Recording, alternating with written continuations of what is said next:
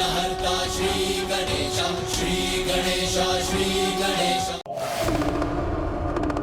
पिताश्री, आपकी कथा के अनुसार सुरापद्मन का वध मात्र भैया कार्तिकेय के द्वारा ही हो सकता है।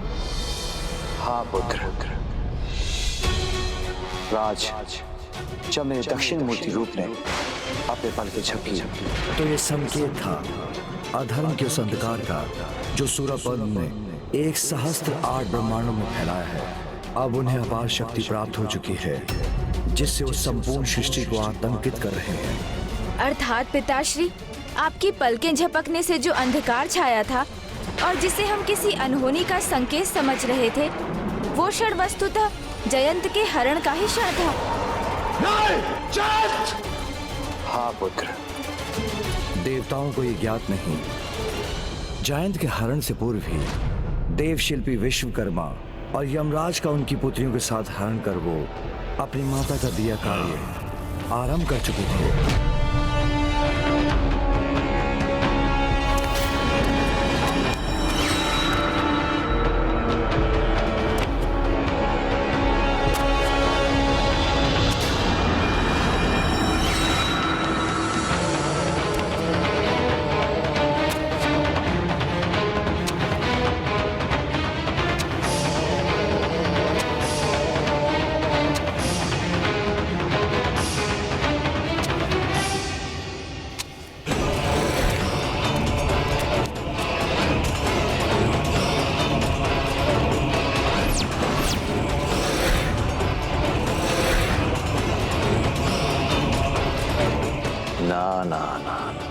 ये ना होना चाहिए, ना होगा। मेरे दोषी मेरे सामने अपना शीश उठा कर रहे, ये कैसे स्वीकार करूंगा?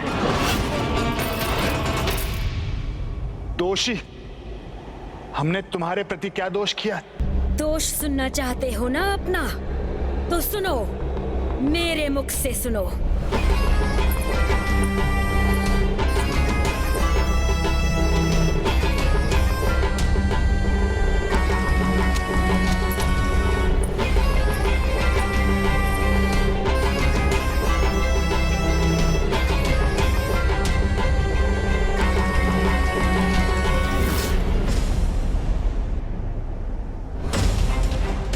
उठो मेरे आज्ञाकारी पुत्रों।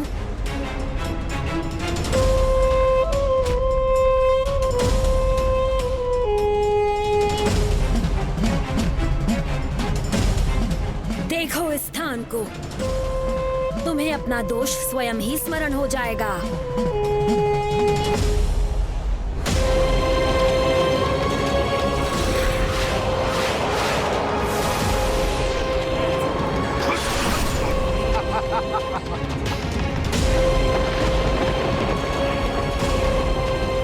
मेरे पिता का वध करने के पूर्व क्या कहा था तुम सबने? प्राण पखेरु का उड़ना तो अब निश्चित ही है। हमारा समय आ गया, तैयार हो जाओ असुर सम्राट, मृत्यु के पाश में बंधने के लिए। मृत्यु पाश न यमराज, उसमें तो तुम सब देवता बंधोगे।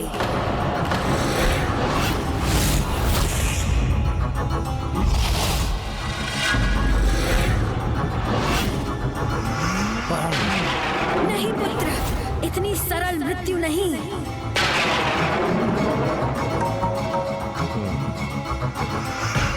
इतनी सरल मृत्यु तो अपनों को दी जाती है, शत्रुओं को नहीं।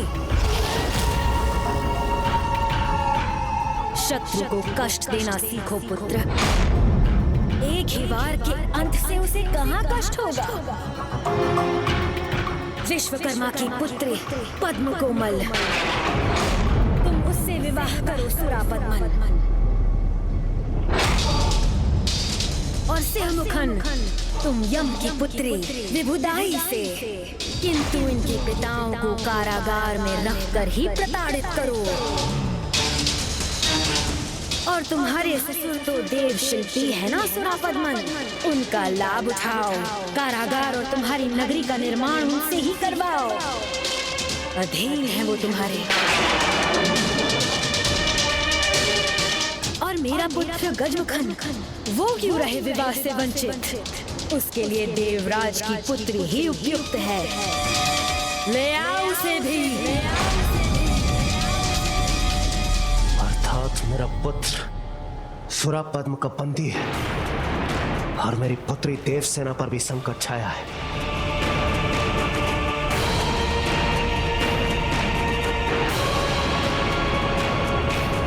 जयंत ही नहीं, अग्निदेव, वायुदेव और वरुण देव भी उसके बंदी हैं।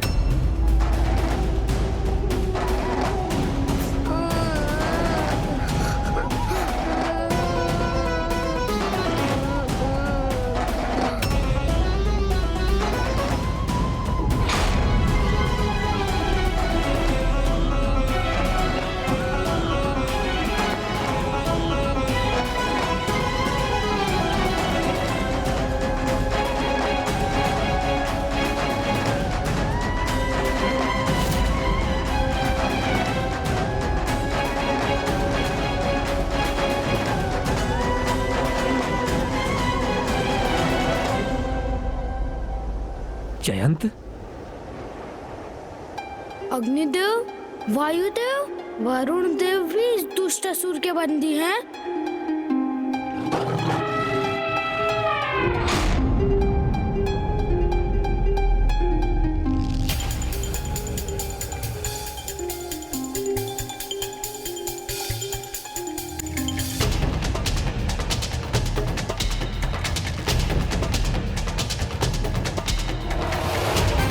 स्वागत है मेरे नवीन सेवकों।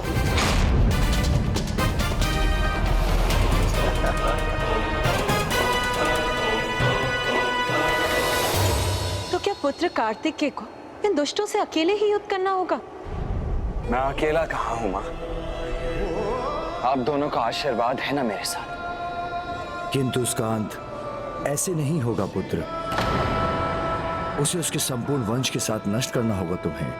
इस युद्ध की तैयारी तुम्हें एक विशेष यात्रा से करनी होगी पुत्र, जिसका आरंभ मेरे ज्योतिर्लिंग केदारनाथ और उसके बाद अपनी माता की शक्तिपीठ मणिकर्णिका से होगा।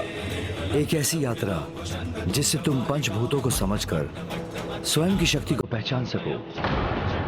तभी तुम्हें वास्तविक शक्ति और पाशुपतास्त्र प्राप्त होगा, जिससे तुम इस युद्ध में सफलता प्राप्त कर सकोगे।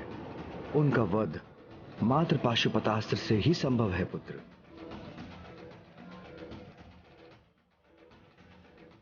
आप केवल आज्ञा दीजिए पिताश्री।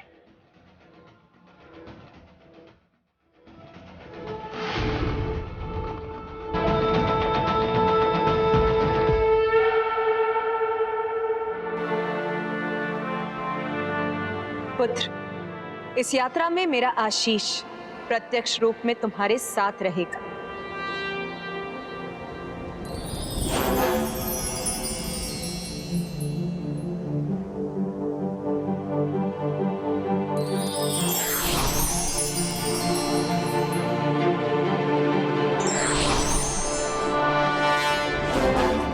शक्ति अस्त्र, शक्ति अस्त्र, शक्ति अस्त्र।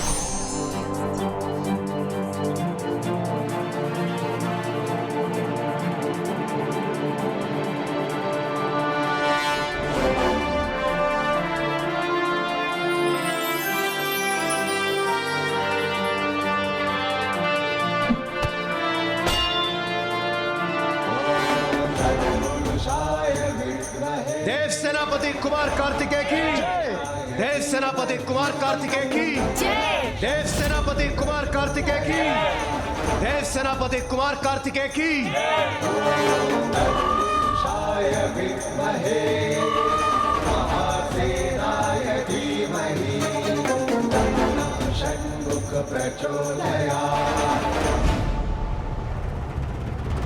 चलिए मयूर जी। रुकिए भैया, मैं भी तैयार हूँ, चलिए। नहीं गणेश, तुम मेरे साथ नहीं चल सकते। किंतु क्यों भैया? मैं आपको इस संकट का सामना अकेले नहीं करने देना चाहता। यदि ऐसा है तो फिर अकेले ही सारी बात तुम स्वयं तक ही क्यों रखना चाहते हो गणेश? मुझे बताते क्यों नहीं?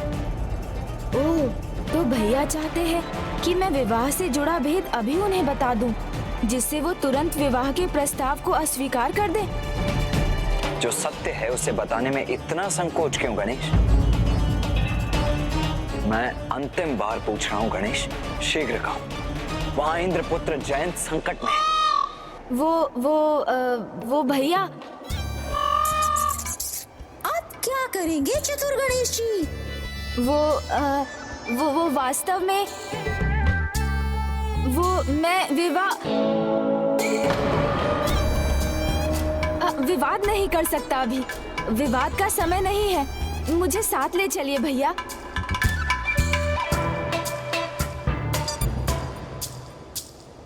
ठीक है, अर्थात तुम्हारे मन में जो है उसे तुम अभी भी गुप्त रखना चाहते हो। ठीक है, कोई बात नहीं अनुज, मैं इस विचार से अभी अपने ध्यान को भटकने नहीं दे सकता। इसीलिए मैं तुम्हें अपने साथ नहीं ले जा सकता। चलिए मयूर जी।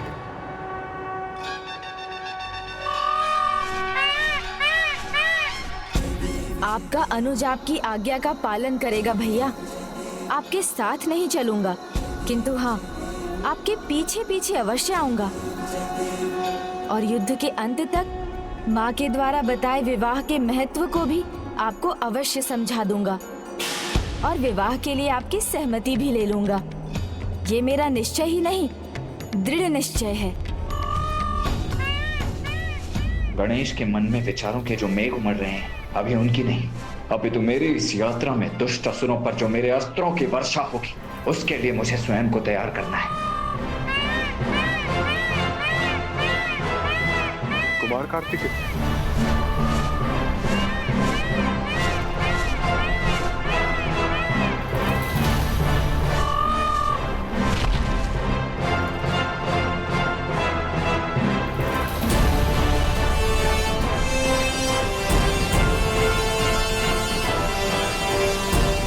देव सेनापति, संपूर्ण देव सेना आपके साथ इस यात्रा पर चलने के लिए प्रस्तुत है।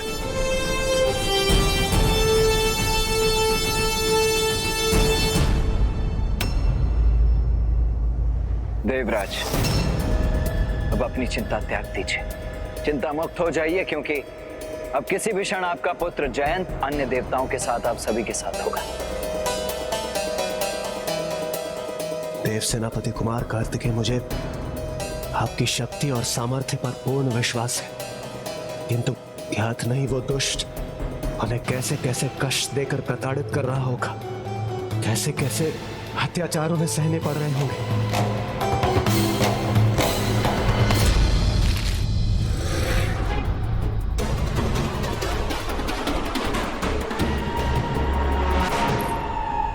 वायु के देवता, अब स्वर्ग में तुम्हारा कोई स्थान नहीं है। अब केवल महेंद्रगिरी के सेवक हो तुम, एक तुच्छ सेवक, जिसे भैयासुरा पद्मन के आदेश का पालन करना होगा। सभी मार्ग, सभी स्थान, महेंद्रपुरी नगरी का एक एक कोना तुम्हारे स्वर्ग से भी अधिक स्वच्छ होना चाहिए। अब ये कार्य तुम्हारा है सेवक वायुदेव। जहां देखूं वो स्थान मेरे सुंदर मुख के लिए दर्पण के समान होना चाहिए, समझे? अन्यथा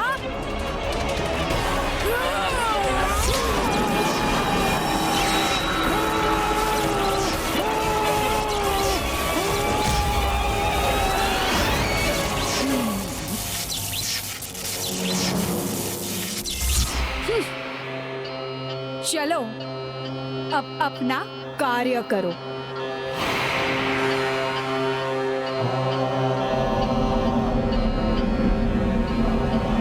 विवशता व्यक्ति से क्या नहीं करवाती, इच्छा हो अन्यथा ना हो।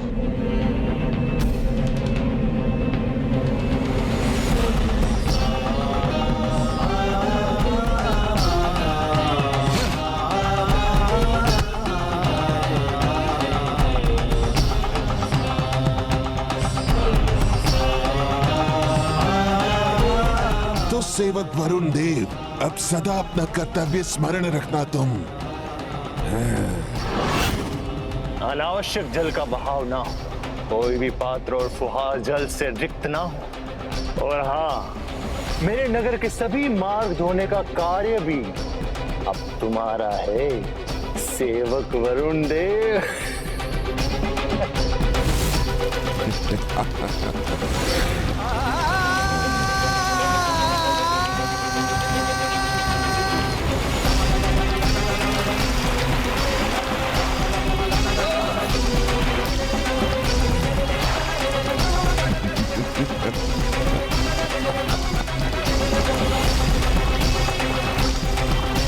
न कार्य में विलंब हो, न कार्य रुकना चाहिए, अन्यथा विवश हो मुझे पुनः स्मरण कराना पड़ेगा।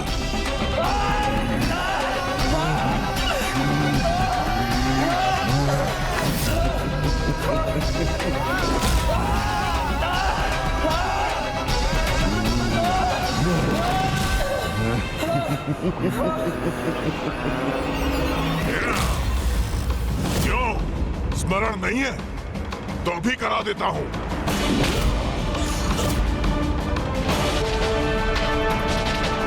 अपने अग्नि के ताप को अपने तक ही सीमित रखना, किसी को भी किसी प्रकार की हानि ना हो। यहाँ पे कोई भी अग्नि की भेंट चढ़नी नहीं चाहिए, ना तन, ना वस्त्र, ना भोजन।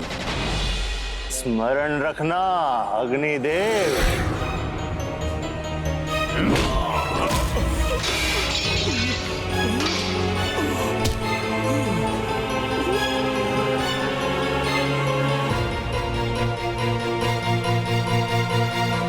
तो चलो उठो, पकाना आरंभ करो। ध्यान रहे, एक भी दाना जलाना तो कठोर दंड के भागी बनोगे।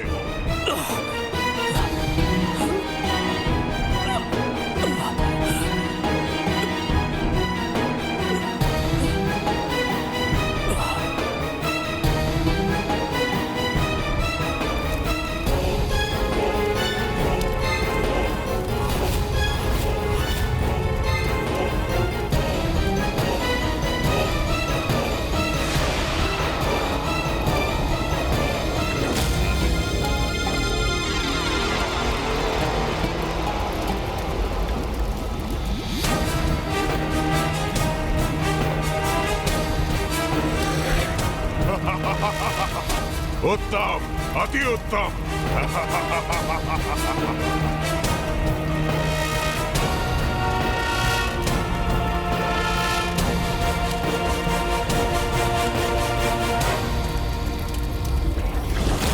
सेवक जयंत,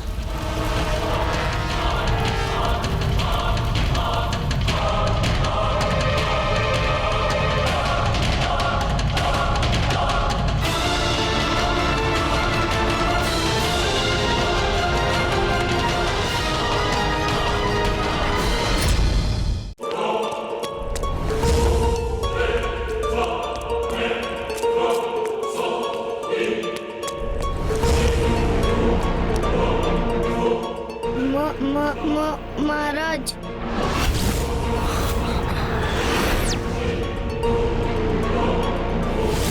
और तुम छोटे सेवक, तुम सदैव हमारी सेवा के लिए तत्पर रहोगे।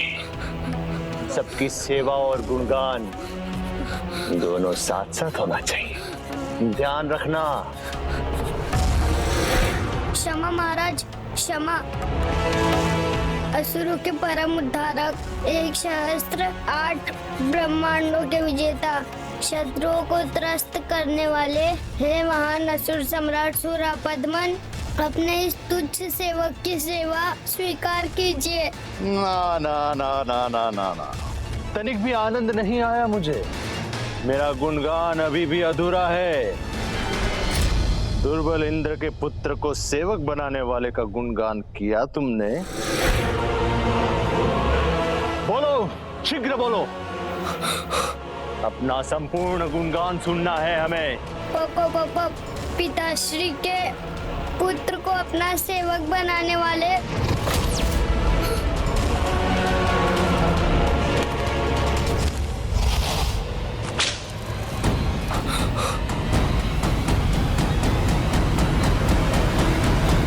पिताश्री नहीं, दुर्बल इंद्र को। अब तुम किसी के पुत्र नहीं, मात्र और मात्र हमारे सेवक हो। सुना नहीं तुमने? असुरों के परम उद्धारक, एक सहस्त्र 8 ब्रह्मांडों के विजेता, असहाय देवताओं को पराजित करने वाले, दुर्बल इंद्र के पुत्र को अपना सेवक बनाने वाले, हे महानतम असुर सम्राट, मेरी सेवा स्वीकार कीजिए। इंद्र का पुत्र मेरा सेवक। आनंद ही आनंद, सर्वत्र आनंद। महाराज महाराज महाराज महाराज प्रणाम महाराज। महाराज वो देवराज इंद्र यहाँ बढ़ा आ रहा है।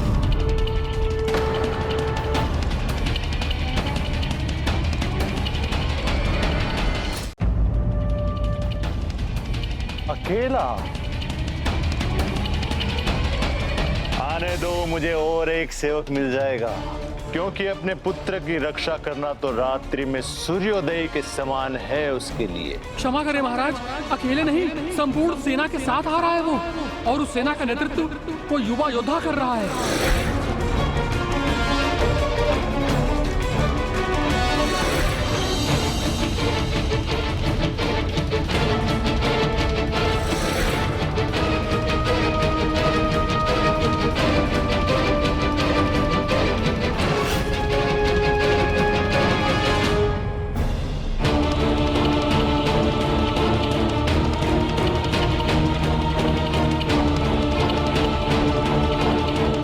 तुच्छ सेवक, क्यों मूर्खता कर रहा है?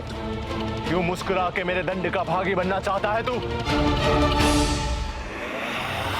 महाराज, आप तो बस आनंद कीजिए। तुच्छ देवताओं की तुच्छ सेना के लिए तो हमारे सेनापति और हमारी सेना ही पर्याप्त होगी।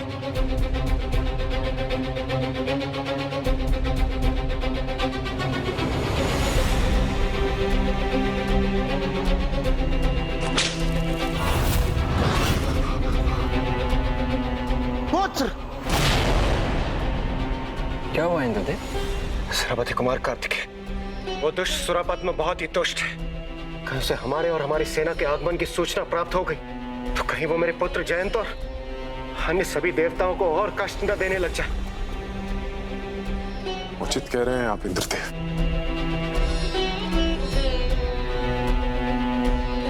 उस दुष्ट को हमारे आने की सूचना तो मिल ही गई होगी,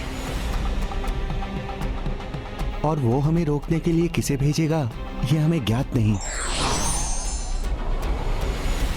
प्रणाम देव ऋषि। नारायण नारायण। जहां तक मैं उस दुष्ट को समझता हूँ, गजमुख को ही कार्य देगा, वो उसे ही भेजेगा, अन्य किसी को नहीं। गजमुख? हाँ हाँ, गजमुख, महान सेना नायक, जिसे देख युद्ध भूलकर पैसे कांप उठेगी ये देव सेना।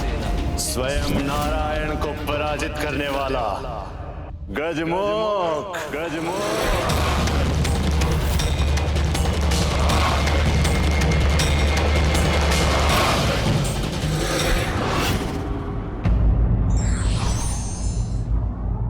प्रतिशोध वो अग्नि है जिसमें व्यक्ति स्वयं के सुख और शांति को जलाकर भस्म कर लेता है।